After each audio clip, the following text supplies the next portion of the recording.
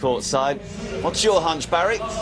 My hunch is Federer, Marcus. I think the start is so crucial. I think Federer could hit Nadal from the start, and because of the match yesterday Nadal had.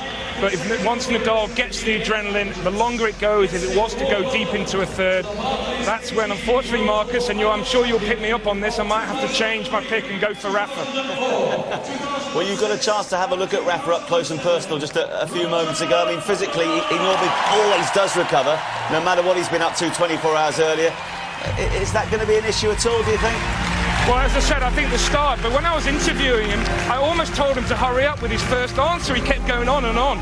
So he's clearly up for it, he's clearly motivated, and it's also clear that he has so much respect for Roger. But one thing's for sure, they might respect each other off the court, but right now, they're best enemies. Thanks, Barry. Just about able to hear you over all the noise. Barry mentioning that the start's crucial. Last 10 matches, guys, whoever's won the first set has gone on to win the whole thing. Well, this is true, and also today, it was interesting to see Ronnie Wood talking about Rafael Nadal's ankle. How's that ankle going to be today is one question mark.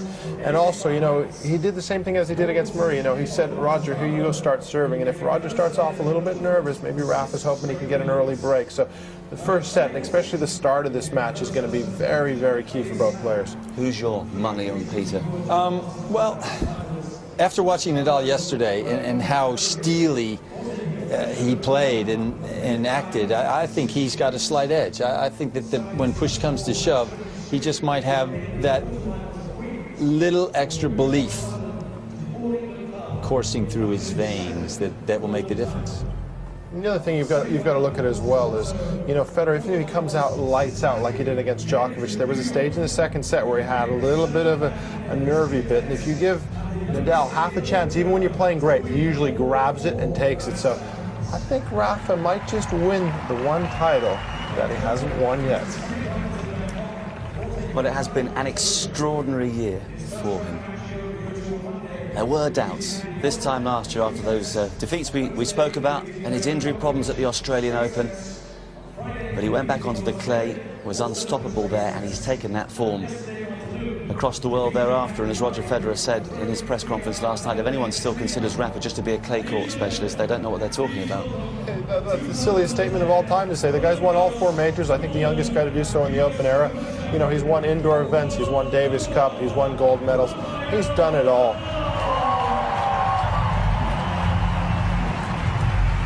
The only other meeting this year, that Madrid final.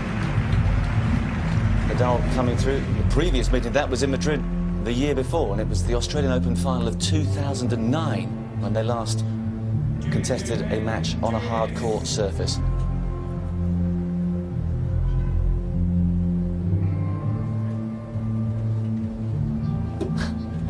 There's Mohammed. If this goes the distance, he'll not have a problem because he was the man in the chair during that epic encounter at Wimbledon between Isner and Mahou. I called that match. They gave me one easy set to do there. 2 days later in 8 hours and 15 minutes. You love hard work right there. Wasn't a problem for you either. OK, well, here we go. It's the culmination of what has been 8 very interesting days.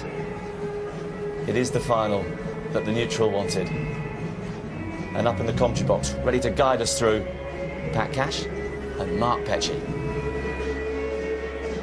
Well, thank you very much, Marcus. As we have a quick look over there at the Federer bench, I'm sure there's a bit of nervousness there. His father just in the top left, Robert Paul Annacone, his coach, Severin Luthi, also, I think, could have that byline under him, who's been around with Roger for such a long time. A man that has achieved everything in the sport, bar an Olympic gold medal. Of course, that's something that his opponent has today, but today very much why athletes train so hard in their chosen sport. Today it's Rafa and Roger's turn to feel every single emotion, I'm sure, out there. Anticipation, excitement, fear, uncertainty, nervousness, but of course someone's going to taste defeat and the other the ultimate triumph. What a finale to the end of the season. It couldn't have been scripted better. Pat Cash alongside me. Pat, it is everything, isn't it, that these two guys work for, is moments like this. Well, certainly for the year, this is one of the great grand finale. But the Grand Slams, this is probably the biggest event, and it's one that's eluded Rafa more importantly than anything. He's just about won them all.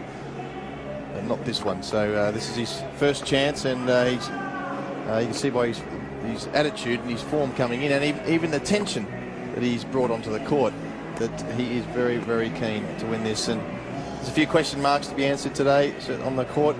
You know, how's he going to recover? You know, has Federer had enough time away from Rafa to get that mental block out of his mind? Indoors, is Roger better indoors? All these sort of things we'll soon find out. If it was a normal player, you might think there might be a few nerves inside Nadal in terms of winning the one major title left that we saw in New York, up against an inspired Novak Djokovic over the course of that final, but he was rebuffed by Nadal's excellence on that day again. Federer needs to be as good as he's been throughout this tournament, possibly even better. It's always so difficult to gauge Federer's form coming into a meeting with Nadal because the Spaniard is so difficult and different for him to play. Yeah, it's very true. Roger Federer doesn't seem to play like Roger Federer-esque against Nadal, does he? I mean, Nadal's game is very, very tough to combat, and for a single-handed player, Nadal has got some weapons that will damage that backhand of Federer's, and let's see if Federer will somehow work that out. I expect him to mix the play up, not play that much different than he did in his match against Djokovic. And boy, was he on fire. Did he come out of the blocks fast then? Roger Federer.